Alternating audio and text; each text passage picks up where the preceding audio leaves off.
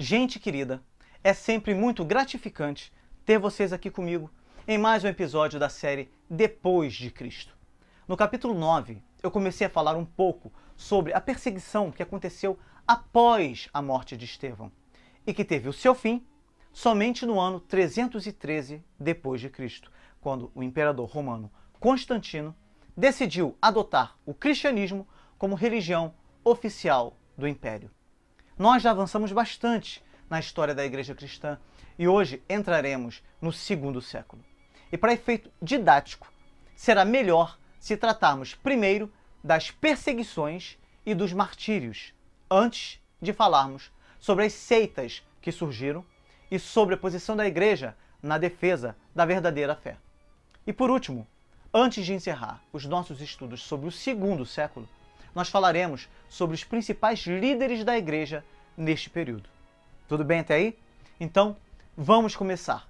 Tenha um bom ânimo, pois a análise de nossa história nos tornará mais firmes na prática e na defesa da nossa fé no Senhor da história, no Senhor das nossas vidas e autor de cada um de nossos dias. Amém? Vamos lá. As perseguições ocorridas no segundo século chegaram até nós com uma riqueza de detalhes muito grande se comparado às perseguições ocorridas no primeiro século. Isso se deu por ocasião das chamadas Atas dos Mártires. Quando analisamos os registros que temos sobre as perseguições ocorridas no primeiro século, notamos que, apesar de haver muitas notícias sobre os martírios que aconteciam, nós não temos preservados os detalhes acerca destes martírios. Também não chegaram aos nossos dias muitos relatos de como as autoridades civis reagiam à nova fé que se espalhava rapidamente no Império. Portanto, as Atas dos Mártires são documentos de um valor inestimável para nós. As Atas dos Mártires são relatos dos sofrimentos dos mártires cristãos. Formam um subgênero dentro da história dos 5 primeiros séculos do cristianismo. Nascem do próprio fato das perseguições e costumavam ser lidas às comunidades cristãs nos atos litúrgicos que comemoravam o aniversário do martírio. Como fontes históricas, podemos dividir as Atas dos Mártires em 3 grupos. O primeiro grupo compreende os processos verbais oficiais do tribunal. Contém as perguntas dirigidas aos mártires pelas autoridades, suas respostas, tal como a anotavam os escrivães públicos ou os amanuenses do tribunal, e as sentenças proferidas. Depositavam-se esses documentos nos arquivos públicos, dos quais, algumas vezes, os cristãos conseguiam obter cópias. Sendo assim, estas são fontes históricas, imediatas e dignas de crédito que se limitam a consignar os atos. Daí o nome de Atas dos Mártires, Acta ou Gesta Martyrum. Deve ser reservado então exclusivamente para esse grupo. A esse tipo pertencem as Atas de São Justino e companheiros, na segunda metade do século II, as Atas dos Mártires Exilitanos, na África, que contém as atas oficiais do julgamento de 6 cristãos de Numídia, que foram sentenciados, por sinal, pelo procônsul Saturnino e decapitados no dia 17 de julho do ano 180, como também as atas proconsulares de São Cipriano, bispo de Cartago, executado dia 14 de setembro do ano 258. O segundo grupo compreende os relatos de testemunhas oculares ou contemporâneas. Costuma-se denominá-los paixões ou martíria. A esse grupo pertence o martírio de Policarpo, no ano 156, a Carta das Igrejas de Viena e Leão às igrejas da Ásia e da Frígia, a Paixão de Perpétua e Felicidade, as Atas dos Santos Carpo, Papilo e Agatônica, as Atas de Apolônio, que alguns consideram como a mais nobre apologia do cristianismo que nos chegou da antiguidade. Então, esse é o segundo grupo. E tem mais um grupo, que é o terceiro grupo, que abrange as lendas de mártires compostas com fins de edificação e muito depois do martírio. são uma mescla fantástica de verdade e imaginação. Ou simples novelas, sem nenhum fundamento histórico. A esse grupo pertencem as Atas dos Mártires Romanos, Santa Inês, Santa Cecília, Santa Felicidade e seus 7 filhos, Santo Hipólito, São Lourenço, São Sisto, São Sebastião, Santos João e Paulo, Cosme e Damião e etc. O fato de tais atas não serem autênticas não prova, de forma alguma, que esses mártires não tenham existido. Tá? Indica apenas que não se podem usar esses documentos como fontes históricas. É importante destacar que o primeiro a reunir uma coleção de atas de mártires foi Eusébio, em sua obra sobre os mártires antigos. Essa obra se perdeu. Em História Eclesiástica, esse livro aqui, Eusébio dá-nos uma síntese da maioria dessas atas.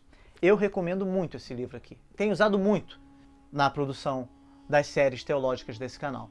Eusébio também produziu um tratado sobre os mártires da Palestina, vítimas das perseguições entre os anos 303 e 311. Agora que você já sabe a importância dessas atas, é importante ficar claro que elas não foram as únicas fontes que chegaram até os nossos dias. Estamos cientes acerca de muitos acontecimentos através de outras fontes, como os documentos escritos por cristãos que, de alguma forma, tiveram algum contato com os martírios e as perseguições. E destes documentos, os que possuem maior valor histórico são, sem sombra de dúvida, as 7 cartas escritas por Inácio de Antioquia quando ele caminhava para o martírio. Eu não deixarei de falar detalhadamente sobre isso mais tarde. Porém, a nossa atenção se voltará agora para um documento valiosíssimo que irá nos fazer ter uma ideia mais precisa do relacionamento entre os pagãos cristãos, assim como a atitude dos governantes em relação aos chamados cristãos. Eu estou falando sobre a correspondência entre Plínio II, também conhecido como o Jovem, o Moço ou o Novo, e o imperador Trajano. Plínio era governador da Bitínia e Trajano era o imperador de Roma. A costa norte da Turquia, nos dias atuais, era a região da Bitínia, que era governada por Plínio no ano 111. Plínio era sobrinho-neto de Plínio o Velho, que o adotou, e estava com ele no dia da grande erupção do Vesúvio, no ano 79 d.C., mas não o acompanhou na viagem de barco até o vulcão em erupção, que se revelaria mortal. Seus escritos sobre esse dia, no qual Pompeia se afogou em cinzas, são o principal documento escrito que versam a respeito de como sucedeu tal erupção. Pelo que parece, Plínio era um homem que cumpria a lei, respeitava as autoridades romanas e as tradições, mas, no entanto, em determinada ocasião, ele teve um problema de difícil solução diante de si. Ele recebeu de uma fonte anônima uma acusação que continha uma lista bem grande de cristãos. Ele não sabia o que fazer por falta de experiência, pois nunca havia assistido a um julgamento contra algum cristão, embora já tivesse presidido sobre o julgamento de outros cristãos que tinham sido delatados. E nestes casos, o que ele fez foi oferecer 3 oportunidades de renunciarem à fé, ameaçando-os a sofrerem as consequências da desobediência. Em último caso, a morte, condenando-os não por serem cristãos, mas por serem desobedientes ao imperador. No entanto, a situação agora era diferente, pois mesmo estando há pouco tempo em seu cargo de governador e sendo conhecedor das leis imperiais contra os cristãos, o número dos cristãos acusados era muito grande. Isso foi o bastante para que ele se dispusesse a pesquisar mais sobre o assunto. E além disso, é importante que você saiba, a quantidade de cristãos que vivia na Bitínia, região que ele governava, também era bastante expressiva, ao ponto de Plínio dizer para Trajano que os templos pagãos estavam praticamente abandonados e que não se encontravam compradores para a carne sacrificada aos ídolos, e que o contágio, veja bem a palavra que ele usou, que o contágio desta superstição havia penetrado não só nas cidades, mas também nos povoados e nos campos. Desta forma, Plínio não poderia simplesmente agir como agira anteriormente.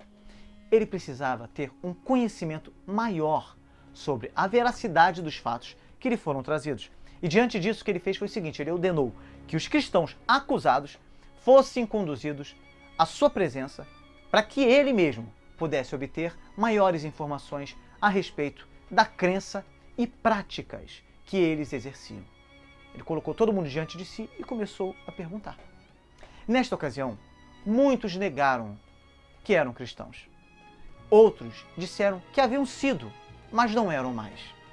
E o que Plínio fez foi ordenar que eles invocassem aos deuses, que adorassem ao imperador, oferecendo vinho e incenso diante de sua estátua e que maldissessem a Cristo.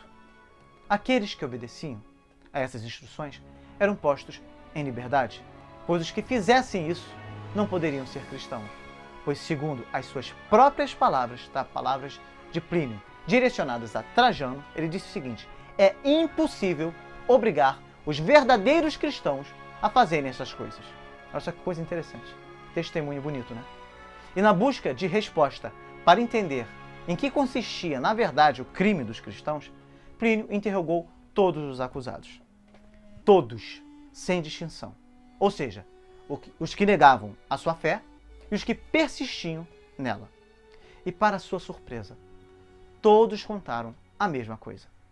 Eles se reuniam para cantar hinos a Cristo como Deus, para fazer voto de não cometer roubos, adultérios ou outros pecados, e para uma refeição e que não se fazia coisa alguma contrária à lei e aos bons costumes. Até porque, você já deve estar lembrado dos vídeos anteriores em que eu falei que a refeição, por comerem o corpo de Cristo e beberem o sangue de Cristo, eles eram acusados de canibalismo, de comerem bebês, por exemplo. Então, se recusando a acreditar nestes relatos, Plínio mandou torturar 2 escravas que eram ministras da igreja. No entanto, as 2 confirmaram o que os demais cristãos haviam dito. Isso tudo só dificultava as coisas para Plínio, pois era um problema de difícil justiça e jurisprudência. O que ele deveria fazer? Ele deveria castigar os cristãos só por levarem esse nome? Ou era necessário provar algum crime? E foi diante desse problema que Plínio resolveu suspender os processos e escrever ao imperador o que estava acontecendo. A resposta de Trajano foi breve, e segundo ele, não havia uma regra geral que pudesse ser aplicada em todos os casos. Por um lado, o crime dos cristãos não era de tal natureza que devesse ser usado recursos do Estado para buscá-los. Por outro lado, entretanto, se alguém os acusava e eles se negavam a adorar aos deuses, eles deveriam ser castigados. Por último, o imperador diz a Plínio que não deveria aceitar acusações anônimas, que eram uma prática indigna de sua época. Bem, em relação a esta decisão, Tertuliano fez um comentário muito interessante.